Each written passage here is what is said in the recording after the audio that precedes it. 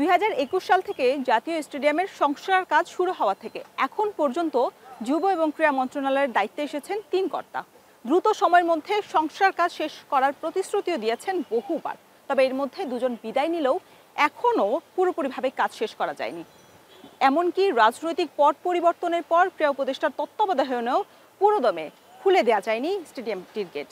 এমনকি নারী সাফ চ্যাম্পিয়নশিপের আয়োজক হয়েও মাঠ প্রস্তুত না থাকায় আয়োজন করতে পারেনি বাফুফে। তবে সংস্কার কাজ শেষ করতে এত সময় লাগার কারণ কি? কয়েকবার সময় বাড়িয়েও স্টেডিয়ামের সংস্কার কাজ এখনও চলমান। এ নিয়ে আলোচনা সমালোচনা কম হয়নি। সময়ক্ষেপণ হওয়ায় এক পর্যায়ে ধীর গতির কারণ খতিয়ে দেখার কথাও জানান যুব এবং ক্রীড়া উপদেষ্টা খোদ নিজেই। স্টেডিয়ামটিতে গেল ফেব্রুয়ারিতে জাতীয় অ্যাথলেটিক্স প্রতিযোগিতা আয়োজন করা হলেও ফ্লাড লাইট এবং পূর্ব পাশের শেড বসানোর কাজ এখনও শেষ হয়নি।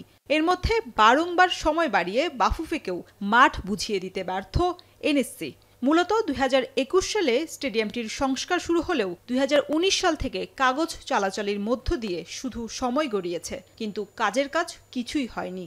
পদ্ধতি আমাদের দেশে এই পদ্ধতিটাই আসলে বিলম্ব করে দেয়। যদি নর্মালি চিন্তা করা হয় তো গত বছর এটা শেষ হয়ে যাওয়া উচিত ছিল ডিসেম্বরের ভিতরে, মানে লাস্ট 2023 সালের ডিসেম্বরের ভিতরে। আমরা শুধু স্টেডিয়াম বানাই, সেই স্টেডিয়ামগুলো আমরা বিভিন্ন ফেডারেশনকে বিভিন্ন অথরিটির কাছে হস্তান্তর করি এবং দিন শেষে আসলে এটা কী কাজে লাগছে কিংবা কতটুকু কাজ হচ্ছে আমরা কিন্তু কোনো হিসাব করতে পারিনি। তো এইসব জায়গা থেকে আমাদের বেরোতে হবে এবং সেরকম নির্দেশনা আমরা পেয়েছি, সেই আলোকে আমরা কাজ করছি। মাঝে পরিকল্পনা এবং উন্নয়ন বিভাগে দায়িত্বশীল ব্যক্তির পরিবর্তন হয় 4 বার। সংস্কারে ধীরগতির কারণে বিগত সরকারের আমলে থাকা প্রকল্প সংশ্লিষ্ট ব্যক্তিদের দিকেই তীর ছুঁড়েন সংস্থাটির সচিব। তো এই দায়িত্ব আসলে প্রকল্প সংশ্লিষ্ট ব্যক্তিগণকে নিতে হবে।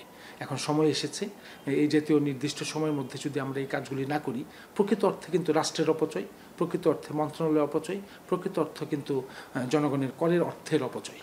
পরিষদের সচিবের সঙ্গে একমত পোষণ করেন বর্তমানের প্রকল্প পরিচালক আজমুল হক। জানান বিগত দিনে দায়িত্বপ্রাপ্তরা নিষ্ঠার সঙ্গে কাজ করলে অনেক আগেই শেষ হতো এই সংস্কার কাজ। একটু কাজে ধীরগতি আছে, তবে আমাদের সময়ের মধ্যেই সব কাজ শেষ হয়ে যাবে। সকল ধরনের দুর্নীতির বিরুদ্ধে আমরা কিন্তু কাজ করছি। আমরা বিভিন্ন ইস্যু নিয়ে আমরা বিভিন্ন তদন্ত হচ্ছে, তদন্তের বিরুদ্ধে ব্যবস্থা নেওয়া হচ্ছে। আমাদের অনেক কর্মচারী হয়তো সাসপেন্ড আছে, আপনারা জানেন। অনেক কর্মচারীর বিরুদ্ধে যে তথ্য পাওয়া যাচ্ছে সেই তথ্যের আলোকে ব্যবস্থা নেওয়া হচ্ছে। এর আগেও 3 বার সংস্কার কাজ হয়েছে স্টেডিয়ামটির, তবে এবারের মতো 4 বছরের বেশি সময় লাগেনি কোনোবারই। সংস্কারের শুরুতে কাজ করা স্থপতি নিজেই খোলাসা করেন এত দীর্ঘ সময় লাগার কারণ। একগুণ যদি সময় লাগে দেওয়া হয় যদি কাজ শেষ করার জন্য, কিন্তু তার আগে 3 গুণ সময় লাগে হলো এটার বিভিন্ন রকম অনুমোদন জাতীয় জটিলতা দূর করার জন্য। জাতীয় স্টেডিয়ামের মতো বৃহৎ এই ক্রীড়া স্থাপনা সঠিক সময়ে কাজে লাগাতে না পারলে দিন শেষে ক্ষতির ভার কিন্তু দেশের ক্রীড়াঙ্গনকেই বইতে হবে। শরীফ রওশন, এখন, ঢাকা।